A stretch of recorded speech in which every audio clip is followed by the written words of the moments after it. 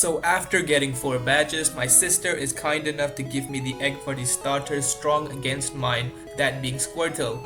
Squirtle was definitely part of my team plan, so I left it in my party to hatch. I progressed with the story as I started clearing out Pokemon Tower, catching a Haunter in the process. While my intended pairing for Vigoroth and Haunter was still unavailable, I decided I could fuse them in the time being to create a normal ghost type Honroth. Normal Ghost was still a typing that was going to be part of my full team, but not in the form of Honroth, as it was just a temporary placeholder for the type. I defeated the Genuac, blocking the path with Clefnix, and made my way to Mr. Fuji. He thanks me for showing concern and even gives me a Pokeflute which I use to progress towards Fuchsia. Along the way, Pidgeotto evolves into a Pidgeot, still without its fusion partner. One day, pal, one day.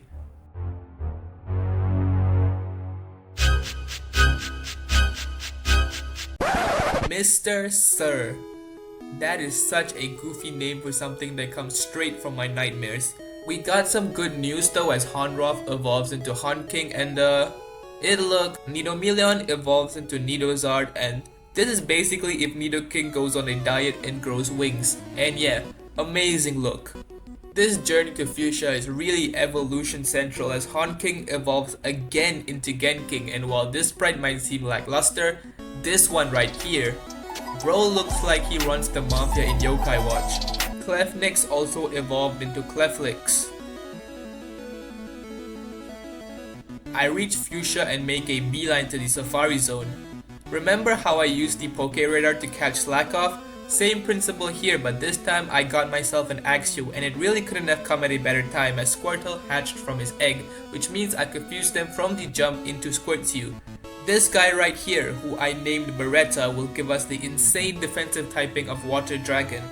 I also evolved the Nidorino half of Nidoizard into Nidoking using a Moonstone, creating a Nidoizard.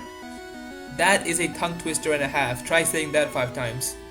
If you remember, I reversed the fusion for this guy as I thought it looked cooler. Well, it's time to bring him back into Charking. And yeah, this behemoth right here repping the fire ground typing will be our first permanent addition to the team. This episode is just pure evolution upon evolution, as not long after Squirtlew evolved into Warsew. I finally got around to facing Koga, and well, he didn't put up a good showing, as Bulbamancer showed no mercy, dismantling 3 of his 4 Pokemon, while Genking was brought in to bring the fight home and get us the 5th gym badge.